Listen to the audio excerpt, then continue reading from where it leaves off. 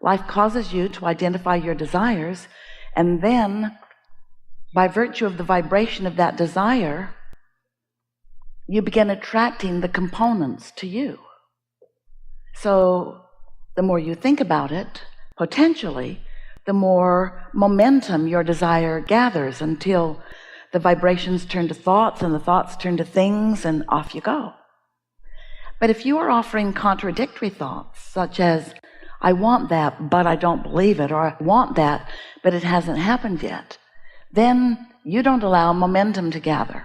And that's when you begin getting frustrated. That's why we say, do you think you know what you want? And do you believe that your belief is in the vicinity of your desire? Because when it is, then life is sweet. But if you don't believe what you want, then life isn't as much fun, is it? When life causes you to know what you don't want, in that same moment, life causes you to know what you do want. Another way around too. So all unseen and seen cooperative components are drawn to that desire that you gave birth to, that your inner being is tending to. All of the cooperative components are coming to it. It's just what the nature of this universe is. It's what law of attraction does. But the question that we really want to put to you, we want you to think about this all day, every day. Are you, in your physical human form, one of the cooperative components to your own desire? And the answer to that is usually no. The answer to that is usually, especially in the beginning, no, because I want it because I don't want this, and what I don't want is more active in my vibration. So when you give birth to most desires, you're not a vibrational match to your desire, but your inner being is. That's the promise your inner being made with you when the part of you came into this physical body, and the part that is your inner being remained in non-physical form. You said to each other, you said, I'll go stir it up and I'll come up with new ideas. And your inner being says, and I'll hold steady to every new desire that you give birth to until you find a way of being a vibrational match to it. And you said, that won't be any problem whatsoever, because it will feel good when I think about what I want, and it will feel bad when I think in opposition. And so we all shook hands and off you went, and you've not been keeping your promise very well. Oh, you're keeping a lot of it. You're stirring it up, and you're living the contrast, and you're giving birth to lots of desires. And those desires are active and alive and real. In fact, they're so real that we call them, they're in a vibrational reality. And that vibrational reality is so real, we've given it the name the vortex. It's this vibrational reality where all of your desires, including your inner being, are, and where law of attraction is gathering all of the cooperative components. So what a good basis and beginning. What a big, big, big thing your creations are, whether you come along for the ride or not.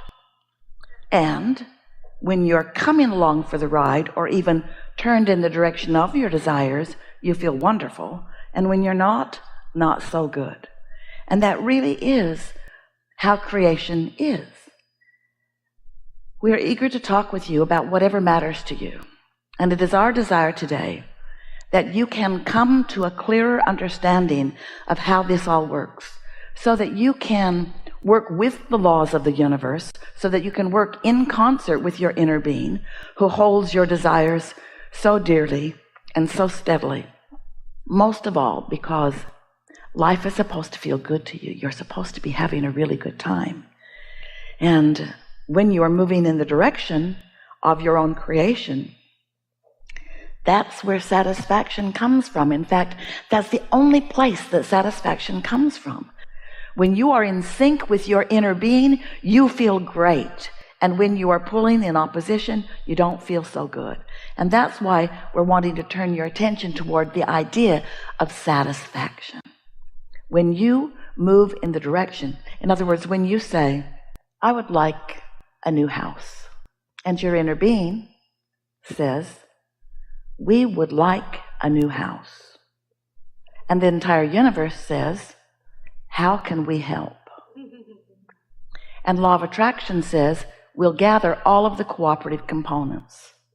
And you say, I would like it to look like this. I would like it to feel like this. When I live in it, I would like to feel like this. So much information is contained in that brief statement because you've lived in a lot of houses and you've lived a lot of knowing what you don't want and knowing what you do want. And so without you giving too much time or really attention to this subject, off you go. The new house is underway. In fact, it has been for quite a while. So then, you complain about the house you've got because you want to justify the new house. And in doing so, you're not in the receiving mode, so nothing moves forward as far as you're concerned. You're sort of stalled out right away. But then let's say you decide you're going to meditate. You do it every day. For 15 or 20 minutes, you quiet your mind. You stop all thoughts. So you stop all resistant thought. And as you meditate, your vibration rises. And as your vibration rises, you become vibrationally equivalent with your inner being and your inner being's knowledge about your new house. And now you are in vibration alignment with your own desire. Now ideas begin to flow to you because you're in the receiving mode of what your inner being knows about this. And you find yourself collecting data. You're in the right place at the right time. Things just start falling into place for you. Ideas start flowing. And when they do, because you are in the receiving mode, it gives you life. It's life-giving to you. You feel exhilaration about it. It feels really good to you. While you're in the receiving mode and those ideas are streaming to you, you don't maybe realize it, but your vibrations are turning to thoughts and your thoughts are turning to things. And you're standing on the brink, on the brink, on the brink, on the brink of the next and the next and the next and the next and the next. And that's all that is required for your new house to become a reality. Now you may be thinking, what about the money? And your inner being is thinking, already got that covered. And then you're thinking, I don't see how that is. And then your inner being says, you don't need to see it, just know it. And you say, I need to see it to believe it. And your inner being says, that's your problem. You got to believe it and then you'll see it. And then you say, well, show me something. And your inner being says, now you're in doubt. This time is done. Now you're discouraged because you're living in that crappy house. Got yourself all jacked up about a new house and now can't even imagine being there. In fact, you're so disappointed that everything about your house is annoying you.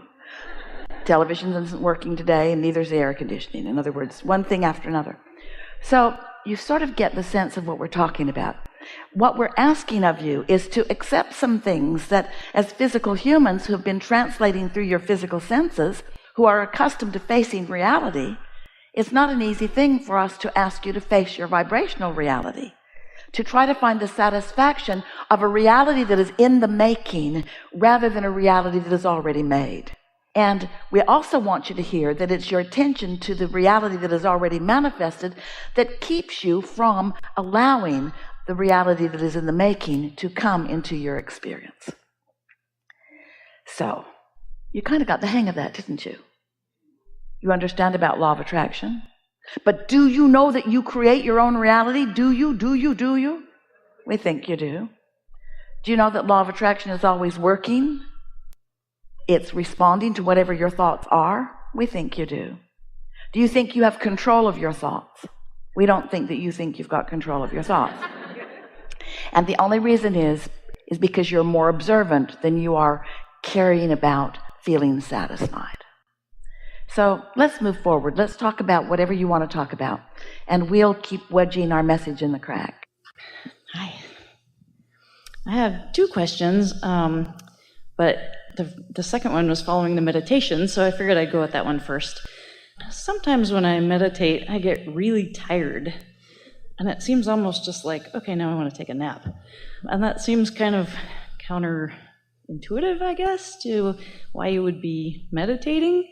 So I'm kind of wondering what that's about. Well, there's a difference between napping and meditating. And the difference is different benefits. I don't fall asleep, I just feel really tired. When you quiet your mind and stop resistance, usually the opposite happens. You usually find yourself somewhere between satisfaction and feeling really frisky. It depends upon how much momentum you've allowed. But if you're feeling tired, then you may be meditating to try to overcome resistance. And you may be taking the resistance into the meditation, and you may be focused upon what you're trying to get rid of during meditation. You see what we're getting at? Yeah, I've been kind of focusing on the feeling, like what it feels like to feel the energy of, the universe and positivity, and I kind of get this tingling in my body, and it feels really good. Those are all indications of alignment if you're getting those kind of sensations. If you meditate earlier in the day, it's better for a number of reasons. Usually you're more rested, and usually there's less resistance the earlier in the day.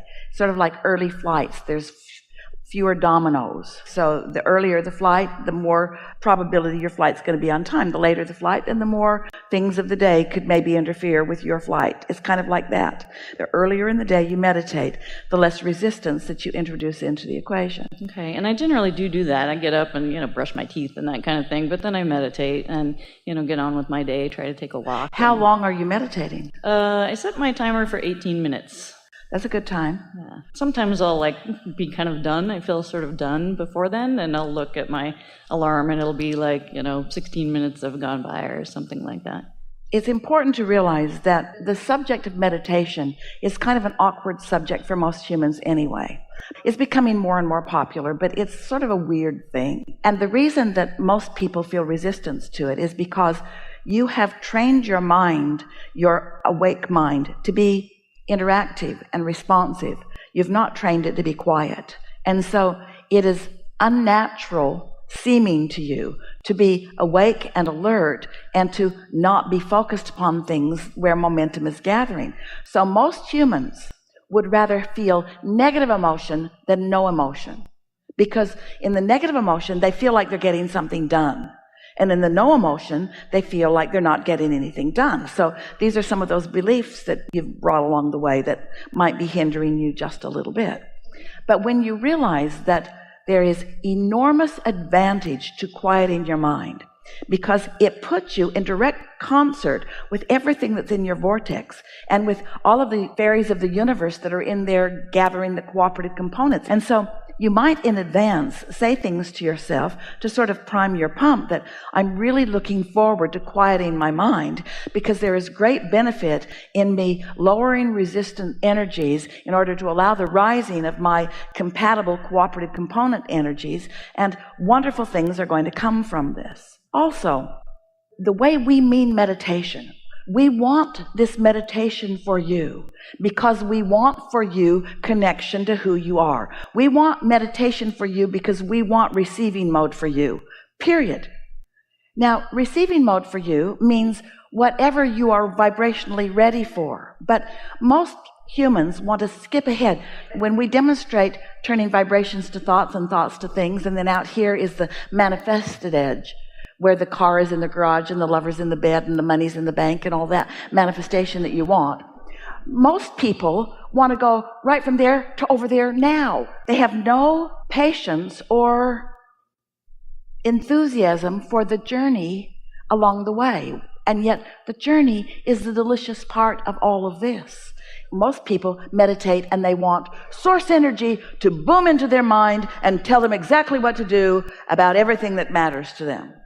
And when that doesn't happen that first day, they think, I'm not good at this, or this doesn't work, or something's wrong with this. And so we want you to understand that what meditation is the beginning of the allowing of the connection, which will lead to everything. It always feels good. Yeah, I'm happy that I've, done it for, it's about a year and a half that I'm really consistent with it, and it makes a difference. But we're answering your question, and your question was, why do I feel like I want to go to sleep? Right, yeah, sometimes. And the reason you feel like you want to go to sleep is because you're not in full concert with source energy, or you wouldn't feel like you want to go to sleep. When you're fully in concert, you would be in the receiving mode, and there would be a feeling of anticipation, not a feeling of boredom. We're just wanting you to reach for, maybe pre-pave it a little bit. This is going to be a good segment. I'm going to quiet my mind, and I'm going to feel really good, and I'm going to connect with Source, and I'm going to get a sense of what source is thinking about what I'm about, and then relish in the ideas that flow.